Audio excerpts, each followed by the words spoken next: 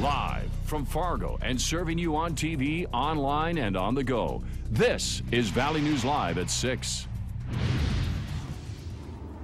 We begin tonight with breaking news out of the Cass County Courthouse. Good evening and thanks for joining us. Mike has the evening off.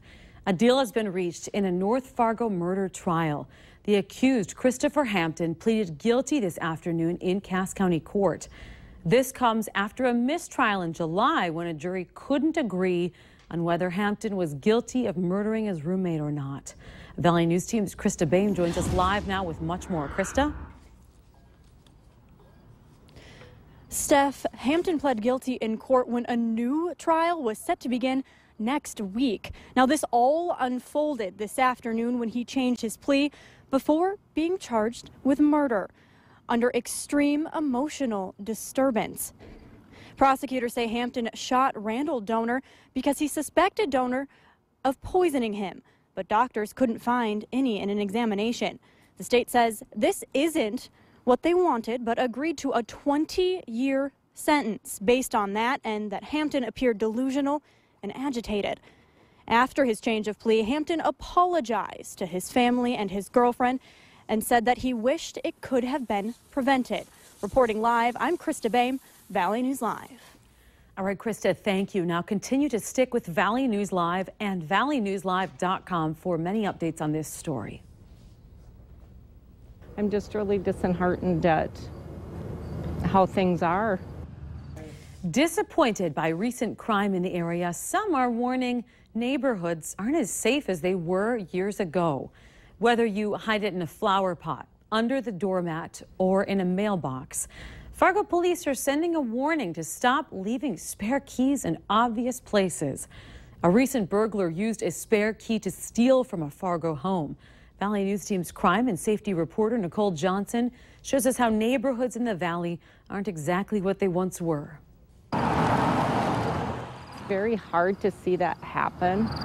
A warning was first sent out on Nextdoor. It's basically Facebook for your neighborhood. Police saying don't leave spare keys in obvious places. I've never given it that thought in Fargo to be that comfortable, and especially nowadays. Pam Kramer lives in North Fargo, not far from NDSU. I've just seen a downturn in my neighborhood. Years ago, she trusted her neighbors and had one in particular that would always let her in if she got locked out. And we could count on him to keep an eye on the neighborhood, and he passed away a few years back. Over the past couple years, Kramer says crime has gotten worse, and she doesn't know her neighbors like she once did. It's scary for people, and I fear sometimes I see college kids or young kids just out alone, and hopefully they are taught precautions. My mother-in-law, who lives in a small town in a different state,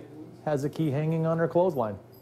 I'm not kidding. Larry Geffrey, owner of the lock shop, says more people are going this route. Put a key inside of them. Locking spare keys up with a code. Or you can go the old school way. If you don't know where to look, boy, you could be out there for a while. By hiding a key in a fake rock or sprinkler head. For Kramer, with all the crime she sees in her neighborhood, she says you can't be too trusting. For a community this size, I just feel that it's hard to see that happen. She's given her key to friends she trusts in case she gets locked out. Nicole Johnson, Valley News Live. Now, if you want to sign up for Nextdoor, you can. It's free on your phone or computer. We have a link on our website. Go to valleynewslive.com and click on the hot button. Well, to our weather out there, what a beautiful, quiet, but cool day, starting to feel a little bit more like fall.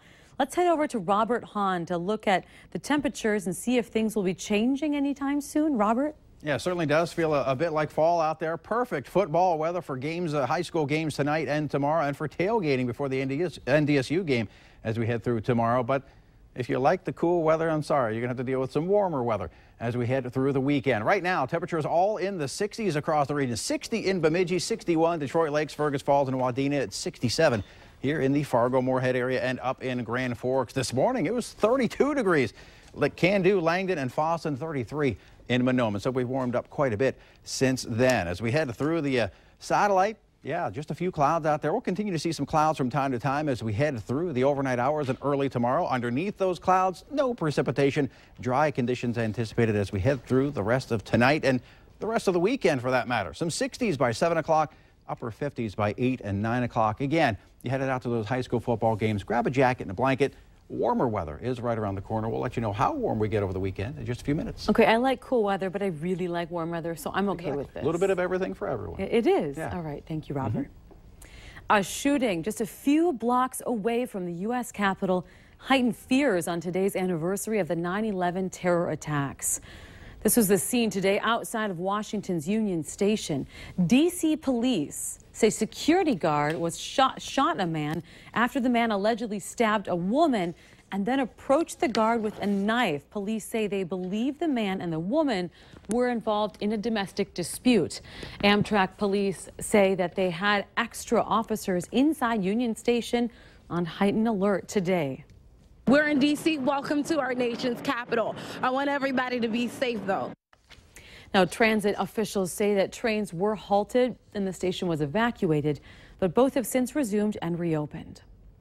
Health coverage. It can be a sticky system to navigate for anyone, but for those who are transgender, it can be a maze when trying to find a plan that fits.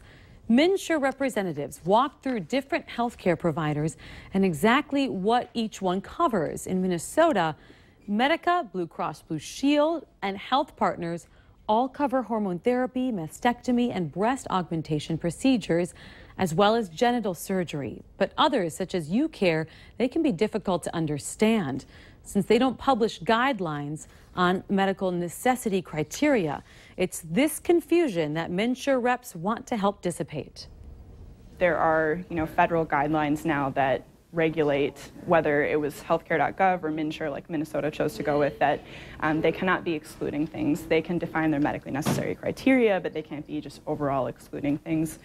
Now you can find your options and many more options about transgender resources, such as the Northeastern Minnesota Transgender Support Group on our website. Just go to valleynewslive.com and click on the hot button. Ceremonies to commemorate the 14th anniversary of 9/11 were held at several locations around our nation and, of course, right here in the Valley today. In Grand Forks, a special vigil was held outside the Memorial Union at UND. ROTC cadets stood watch over a battle crosses outside the Memorial Union, and the crosses are dedicated to firefighters, police, military, and civilians who lost their lives on September 11th. Now, first-hand recollections of that day, though, are already beginning to fade for some. Most college students of today were only in first grade when it happened. I don't think I knew what was going on. I just knew that something really bad had happened to buildings somewhere else. I believe I was in second grade and I was in class. I don't remember much about it. I was pretty little. Okay. So it never really had an effect at that time? No. But my mom still has the newspapers. Yeah. She kept a copy for all the kids.